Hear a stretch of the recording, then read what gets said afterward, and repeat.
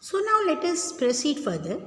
This was all about the general introduction of the cell present in each living organism.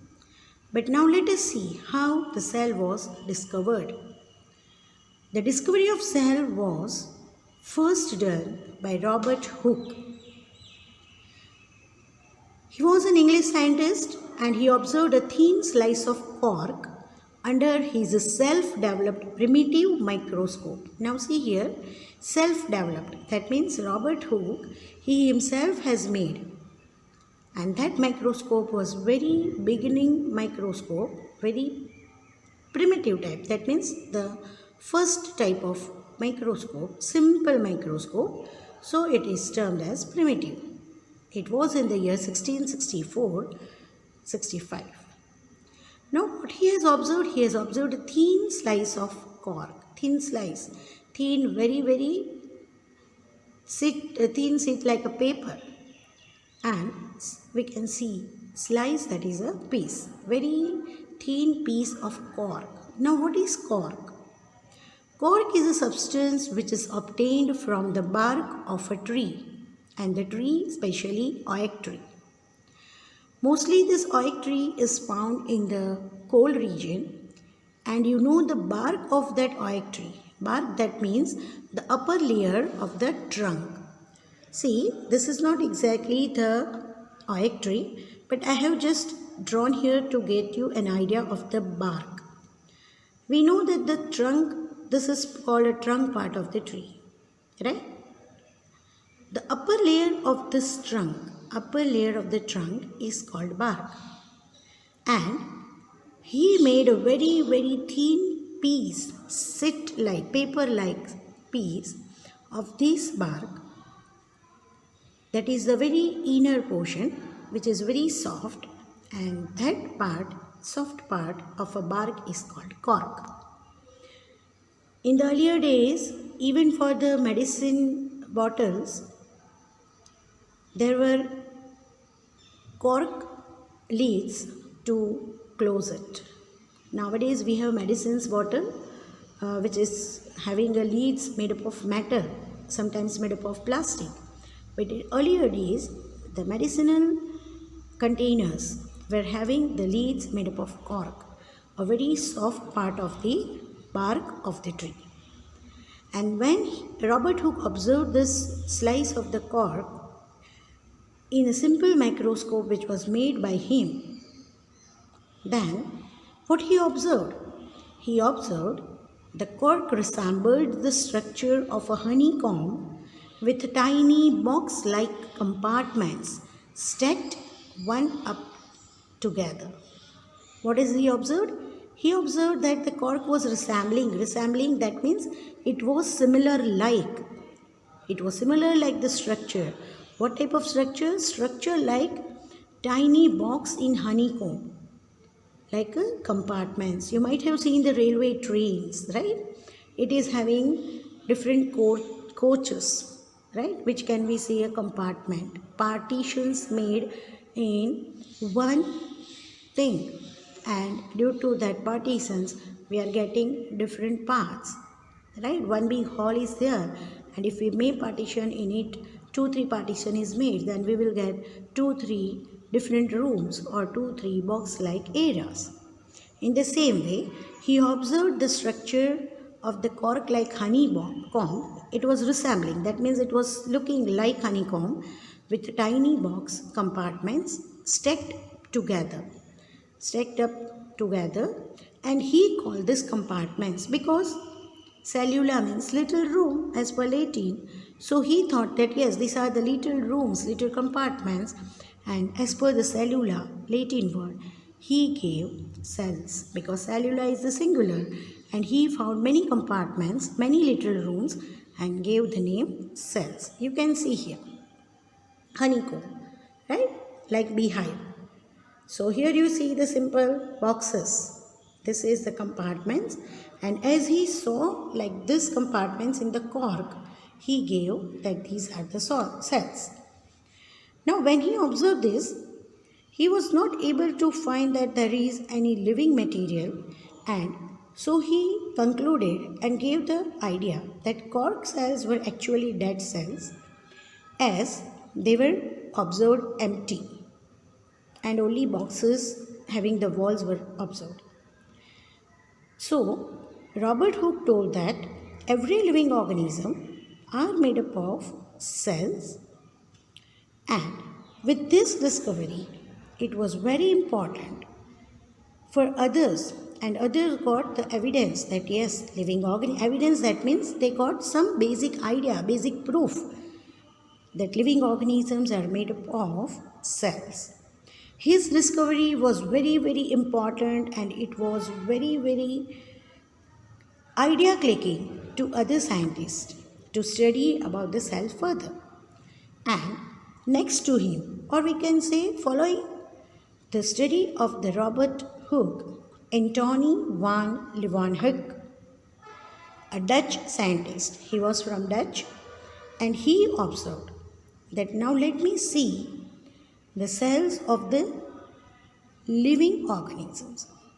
Actually, he was not having idea that whether living organisms are having cells, but when he observed free living cells in pond, that is small water accumulated area, by his improved light microscope in the year 1674.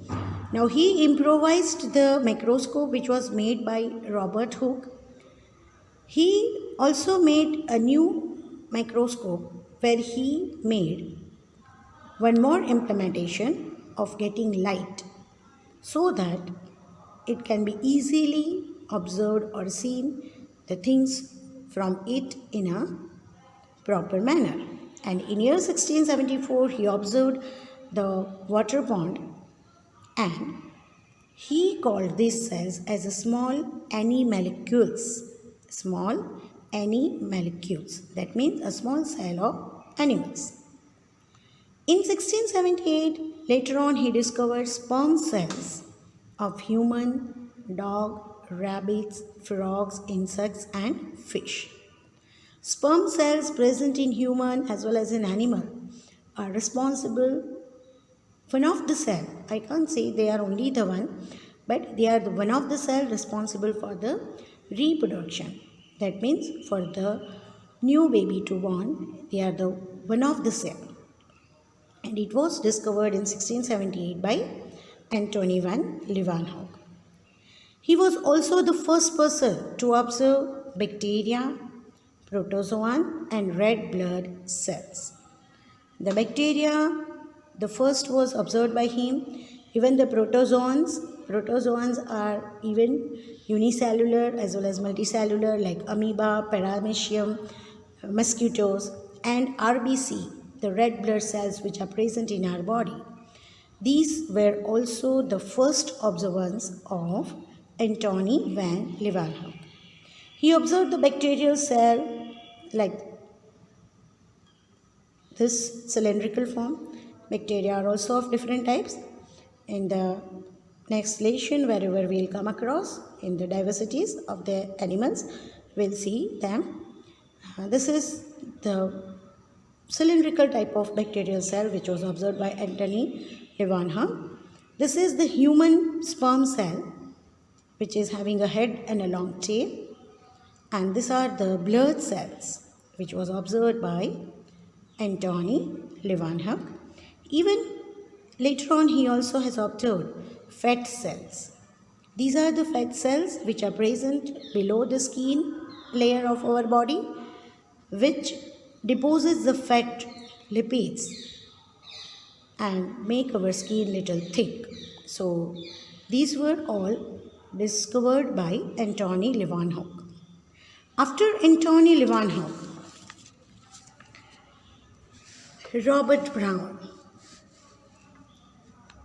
a Scottish botanist. Botanist, that means the one who study most about the plant kingdom. And zoologists, those who learn most or who study most about the animal kingdoms. So Robert Brown, that was, the first was Robert Hooke. Remember these names, huh? Robert Brown, he is from Scotland, Scottish botanist, in 1831 discovered that the cell contained a very basic and important component, that is nucleus. And nucleus is very important for the functioning of the cell, that we will see in this chapter in the cell organelles topic. Later on, in 1839, J.E. Purkinje, he gave the naming term protoplasm for the fluid substance present inside the cell. So one by one now all these different scientists, with the help of the further scientist study, they started giving the ideas. And J.E. Purkinje in 1839, he gave one term, that is protoplasm. Protoplasm, that means the very first component present in the cell, which is fluid. Fluid, that means it is thick liquid, and the cell is uninomously, that means all around the cell there is a fluid substance which is protoplasm. So this was the study about the cell by Robert Hooke, Antony Leeuwenhoek, Robert Brown, J.E. Purkinje. Now, with the help of all these studies, further two more scientists, Schleiden and Schwann, they also studied and gave the basic idea about the cell, and their study was termed as cell theory. It will give us a complete idea. So let us see now about the cell theory.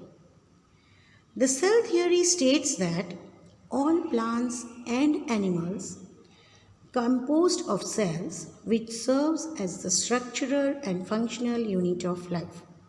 The very first statement of the cell theory gives us the idea that all the plants, all the animals, all the organisms, they are composed of cells, tiny particles present in all the living organisms, and they are cells.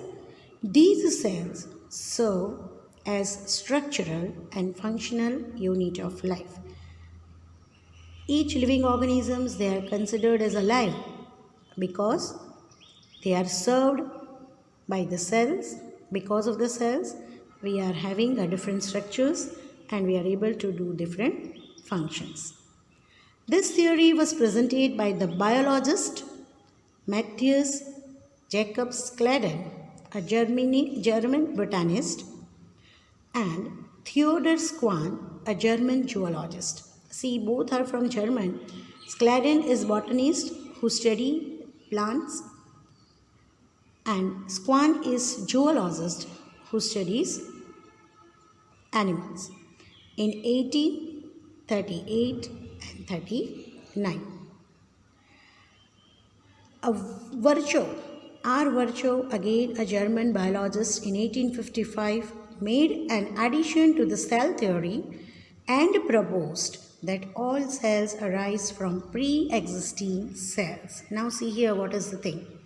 When Schleiden and Schwann told, and they stated that each living organisms on this motherland earth, they are, because of the cells present in them, because of the structural and functional working of the cells. But Virchow gave one basic idea that all this cell, they are existing because or from the pre-existing cell. That means a very primitive cells were already existing on the earth, and from those cells all other cells are present on the earth. Even Virchow gave the idea about cell theory that all living organisms are made up of cells and cell products. We can say that these are the main output of the cell theory, or we can say these are the postulates of the cell theory. All the living organisms are made up of cells and cell products. A cell is the site, we can say a place. You might have heard when the construction is going on, the contractors, those who are civil engineers, they will say that I am busy with my work on the site. Site, that means a place where the work is going on. So here, a cell is the site, a place for all metabolic reactions.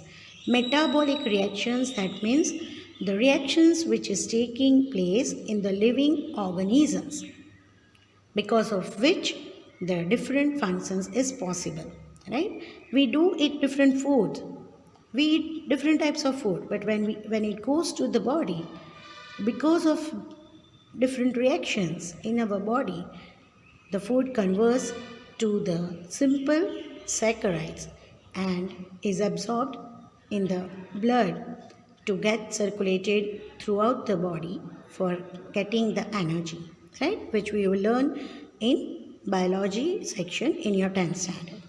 So because of this, metabolic reaction takes place in the body, and thus a cell is the structural and functional unit of life. This was the second idea by it. That means these are all the postulates which is given as a cell theory by the study of all different scientists. All cells arise from pre-existing cells by division of already existing cells. It means from the beginning, some of the cells were there, from them the new cells are produced. That means cells arise from pre-existing cells by division of the cells. Life of every organism starts from a single cell. Each individual, their life starts from the single cell, and then that particular cell divides further, multiplies further, and with the help of those numbers of cells, the size and the structure exist of the living organisms. Most cells cannot be seen with naked eyes. We are not able to see the cells directly because of their minute, because of their tiny size. Such tiny cells are seen clearly with the help of the microscopes. So from the beginning, two common microscopes exist. One is a light microscope. Light microscopes are again two types, simple and compound, and one is electron microscope. The normal studies of the cell is possible because of the light microscope with the help of the simple and compound microscope, but the cell organelles, very tiny organelles present in the cells, they are all studied by the electron microscope. About this all we will study and we'll discuss in the next video. By the time, thank you.